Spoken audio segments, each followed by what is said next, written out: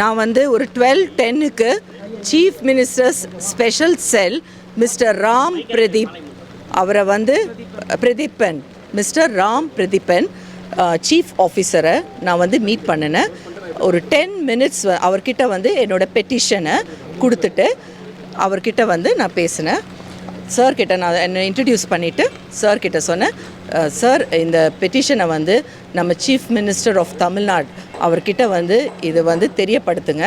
கண்டிப்பாக இந்த அவங்க ரொம்ப வந்து என்னை வந்து ரொம்ப ரெஸ்பான்சிவாக என்னை வந்து அக்செப்ட் பண்ணிவிட்டு அவங்க சொன்னாங்க, கவலைப்படாதீங்க madam, definitely we will forward this petition to the chief minister, we will inform this to the chief minister of Tamil Nadu அப்படின்னு சொன்னாங்க. தென் அவங்க வந்து என்னோட இன்ட்ரடக்ஷனை பற்றி கேட்டாங்க, நீங்கள் என்னது எப்படி இருக்கிறீங்கன்னு கேட்டாங்க. Then I was explaining. And நான் வந்து என்னோடய ஹஸ்பண்ட் வந்து சன் நியூஸில் வந்து இருந்தாங்க. And he was the chief correspondence for Sun News அப்படின்னு சொன்னேன். அண்ட் ஹீ வாஸ் ஒரு 2004-06 எனக்கு தெரியல, அந்த பீரியடில் வந்து மிஸ்டர் ஃபீலிக்ஸ் ஜெரல்ட் வந்து சன் நியூஸில் வந்து ஒரு ப்ரோக்ராம் பண்ணியிருந்தாங்க. அந்த ப்ரோக்ராம் வந்து 24 hours with MK Stalin அப்படிங்கிற ப்ரோக்ராமில் என்னோட ஹஸ்பண்ட் மிஸ்டர் ஃபீலிக்ஸ் ஜெரல்ட் அந்த டைமில் சன் நியூஸில் ஒர்க் பண்ணிட்டு இருந்தாங்க.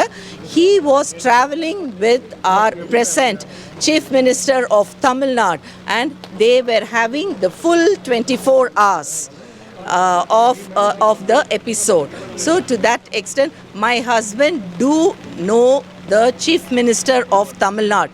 கண்டிப்பாக எங்கள் ஹஸ்பண்டுக்கு நல்லா தெரியும் அண்ட் சாருக்கும் நல்லா தெரியும், எங்கள் ஹஸ்பண்டை நல்லா தெரியும். கண்டிப்பாக இந்த பெட்டிஷன் நான் வந்து சப்மிட் பண்ணியிருக்கிறேன். இது சீஃப் மினிஸ்டர் கிட்ட இது தகவல் தெரிவிக்கப்படும். அவரும் கண்டிப்பாக இந்த பெட்டிஷனை பார்ப்பாங்க. And based on the petition அவர் வந்து what is the next move அப்படின்னு அவர் நல்லபடியாக எனக்காக, நான் ஒரு தமிழ் குடிமகள், தனியாக எந்த வித ஒன்லி மீடியாவோட சப்போர்ட்டை தவிர என்னோட எந்த சப்போர்ட்டு இல்லாமல் நான் வந்து இன்றைக்கி வந்து ஆப்ரேட் பண்ணுறேன். ஸோ அது வந்து என்னோட lawyer will say on that. Okay, so as an individual இந்த ஒரு சராசரி மனைவி எப்படி வந்து ஒரு ஹஸ்பண்டுக்காக அவரை வந்து சீக்கிரமாக கூட்டிகிட்டு வரணும்னு ஆசைப்படுவாங்களோ அதே ஆசை தான் எனக்கும். So I have requested, I have pleaded the Chief Minister's cell and I have informed them and they will do it to their conscience அப்படின்னு என்கிட்ட சொன்னாங்க. அண்ட் இதில் வந்து நான் வந்து ப்ரீவியஸாக நேற்று வந்து ஒரு வீடியோ பண்ணியிருந்தேன், ஒரு அப்பாலஜியை வீடியோ பண்ணியிருந்தேன். இந்த அப்பாலஜி வீடியோவே என்னோடய ஹஸ்பண்ட் வந்து 3 லாயர்ஸை வந்து சென்ட்ரல் ஜெயிலில் வந்து அவங்க போய் பார்த்தாங்க. ட்ரிச்சி சென்ட்ரல் ஜெயிலில் பார்த்தப்ப வந்து எங்கள் ஹஸ்பண்ட் தான் சொல்லியிருந்தாங்க, என் ஒய்ஃப் கிட்ட வந்து நீங்கள் இன்ஃபார்ம் பண்ணுங்கள், ஒரு அப்பாலஜி வீடியோ போட சொல்லுங்கள், ஒரு அப்பாலஜி லெட்டர் வந்து ட்விட்டர் ஹேண்டிலில் போட சொல்லுங்கள் அப்படின்னு சொன்னாங்க. ஸோ அக்கார்டிங்லி என்னோடய ஹஸ்பண்டோட இன்ஸ்ட்ரக்ஷன் படி through the lawyers I got the information and I have done it. எனக்கு என்ன சொல்கிறாங்களோ அது நான் செஞ்சேன். அதுக்கப்புறம் வந்து அந்த பர்டிகுலர் வீடியோவை வந்து நாங்கள் ப்ரைவேட் பண்ணியிருக்கிறோம். அந்த வீடியோ டெலிகாஸ்ட் ஆன டேட் வந்து 30th April 2024. ஸோ அந்த டைமில் டெலிகாஸ்ட் ஆன வீடியோவை வந்து நாங்கள் ப்ரைவேட் பண்ணியிருக்கிறோம். அதாவது முதலாக இது தொடர்பான வழக்கு கோயம்புத்தூரில் தான் பதிவு செஞ்சப்பட்டுச்சு. 3ஆம் தேதி 10ஆம் தேதி அவர் புதுதில்லியில் கைது செய்யப்பட்டார். அப்போ 10ஆம் தேதியிலிருந்து அங்கே புதுதில்லியில் எந்த நீதிமன்றத்திலேயே அவர் ஆஜர்படுத்தப்படலை. ஆஜர்படுத்தப்பட்டவங்க கிட்டத்தட்ட 3 நாட்கள் பயணித்து 13ஆம் தேதி அவர் திருச்சி நீதிமன்றத்தில் ஆஜர்படுத்தப்பட்டார். அப்போ இந்த பிரச்சனையை பொறுத்தவரையில் ஒரு சட்ட ரீதியாக வந்து இதில் ஒரு தவறு நடந்திருக்கிறது அப்படிங்கிறத வந்து ஒப்புக்கொண்டே ஆக வேண்டும். ஒரு நபரை தொலைதூரத்தில் கைது செய்தால் கூட உரிய நீதித்துறை நடுவர் நீதிமன்றத்தில் அந்த பகுதியில் அவர் ஆஜர்படுத்தியிருக்கணும், அல்லது ஒரு பிடியானையோடு இவங்க போயிருக்கணும் வாரண்டோட. இரண்டுமே இல்லாமல் அந்த கைது நடந்திருக்கிறது ஒரு விஷயம்.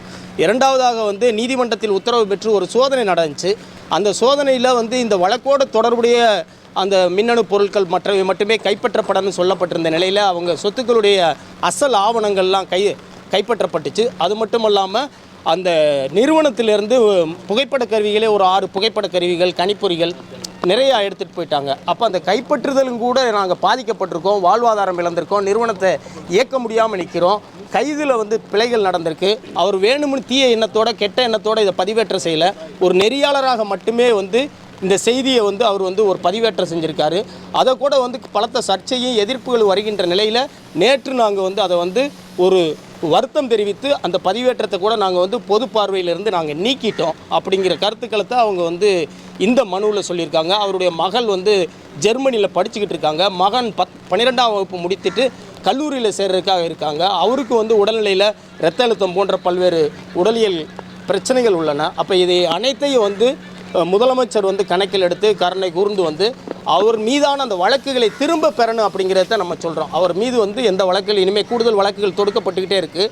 இது ஒரு தீராமல் அப்படியே தொடர்கதையாக போய்கிட்டே இருக்குது. அவரை பொறுத்தவரையில் ஒரு நெறியாளர், ஊடகவியலாளர், 4 நூற்றாண்டு கால ஊடக அனுபவம் உள்ளவர். அந்த அடிப்படையில் அவர் மீதான வழக்குகள் திரும்ப பெறப்பட வேண்டும், அவர் சிறையிலிருந்து விடுவிக்கப்பட வேண்டும் என்பதே அவருடைய மனைவியினுடைய கோரிக்கை. அவர் ரெட்பெக்ஸ் நிறுவனத்தில் பதிவு செய்ய பங்கேற்பாளராக இருக்கக்கூடியவங்க. அந்த வகையில் முதலமைச்சருடைய தனிப்பிரிவில் அந்த தனி செயலர்கிட்ட இந்த முறையீடு அளிக்கப்பட்டுள்ளது.